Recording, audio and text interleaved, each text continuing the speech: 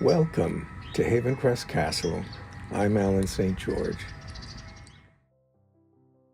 Every tour season, without fail, someone stops right here, looks at that elaborate bronze-looking door with the giant door knocker, and points to the little frog switch beside it and asks me the same question.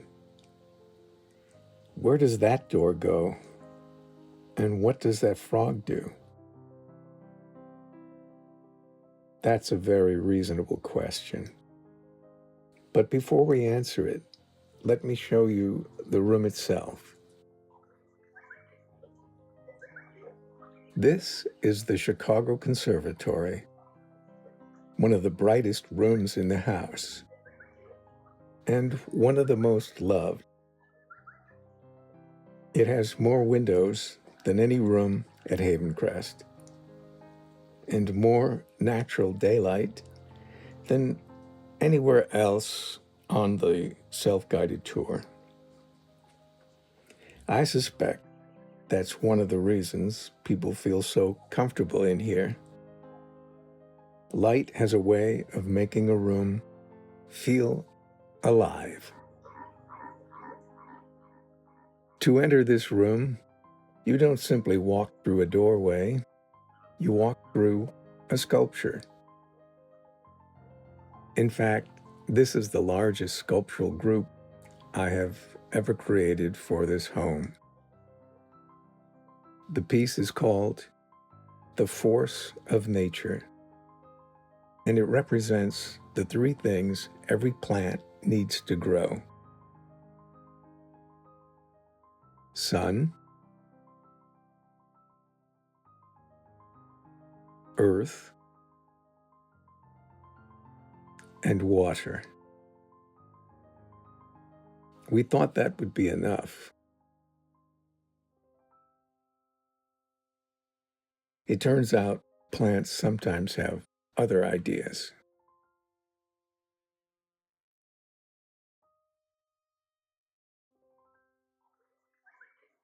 This room is full of small surprises. It has a willow tree that actually weeps.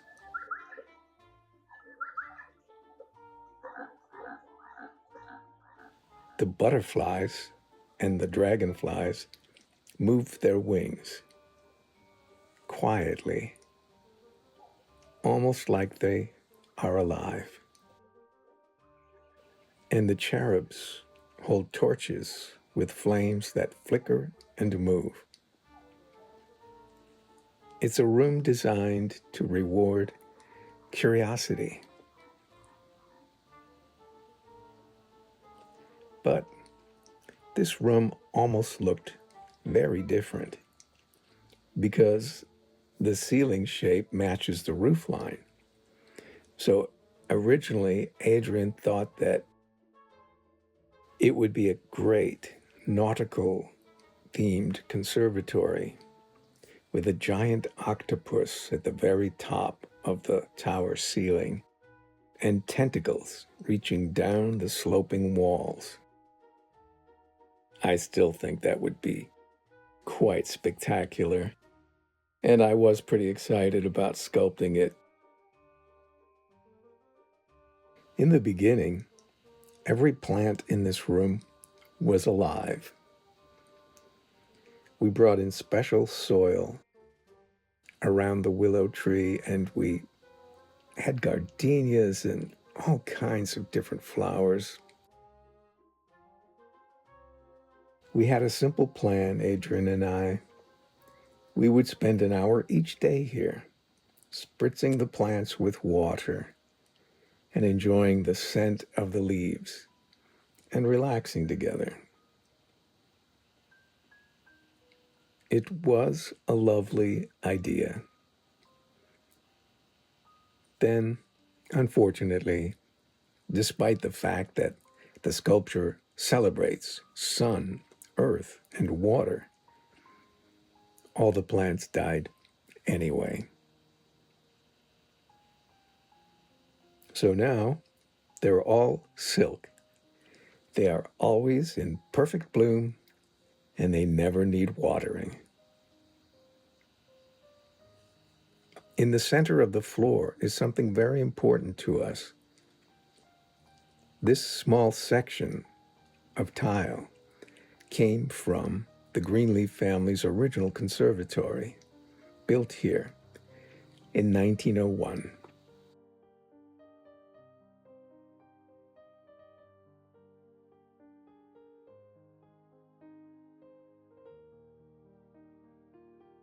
And this tiny wrought iron candle holder from the Greenleaf's conservatory now hangs here.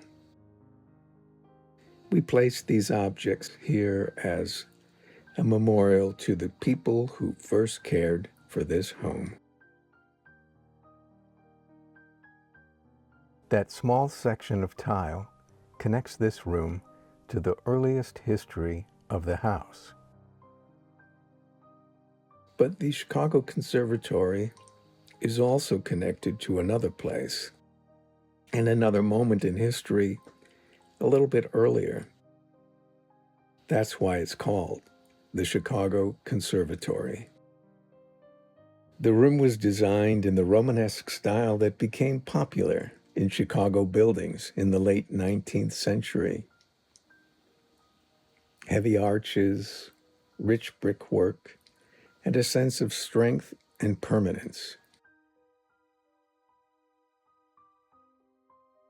It's a style that helped define the look of a growing American city.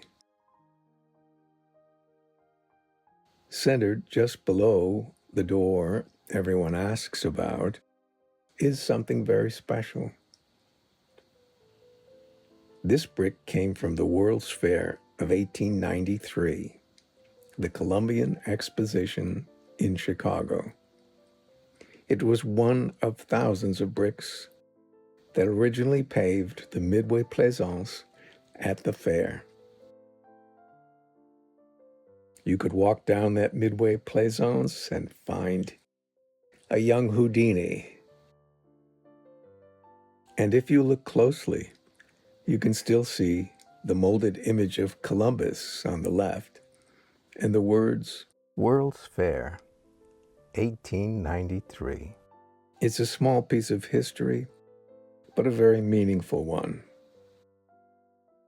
When I designed the sculptural group in this room, I was inspired by the work of a sculptor from that same era and same fair, Frederick McMonnies. He created the great central fountain at the Chicago Exposition, one of the most celebrated sculptures of the fair. His work had energy, movement, and theatrical presence. Those qualities influenced the way I approach the figures you see here.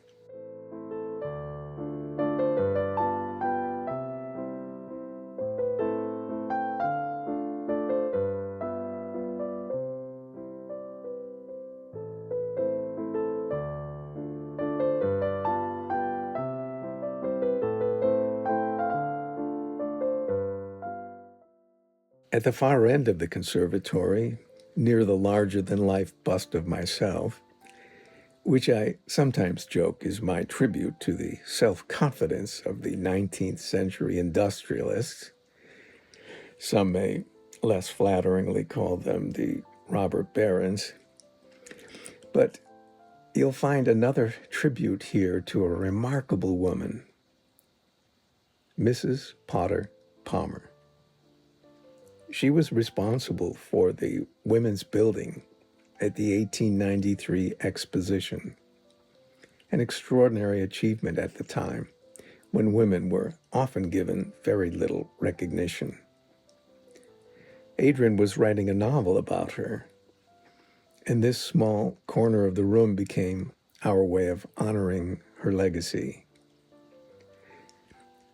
You can see their castle that they built on Lakeshore Drive, which we had only seen in black and white photos. And Adrianne asked me to make this little painting in color based on descriptions of the liver-colored bricks and the stone. Now, back to the question everyone asks. Where does that elaborate door go? And what does that frog switch do? The door simply leads to a hidden storage space. But I like to tell children, that's where the Hobbit lives. And the frog button? Well, that rings the kitchen. Adrianne and I installed bells and buzzers throughout the public rooms because we were entertaining a lot, and it was a way to let the staff in the kitchen know where we were. The Chicago Conservatory was designed to be a place of light, imagination, and a little bit of wonder.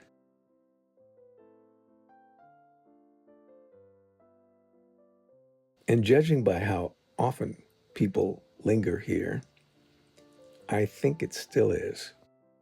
And I would like to close with just a little extra bit of whimsy for you. Here's a feature that is only seen during the VIP tours. Let's give it a little bit of magic.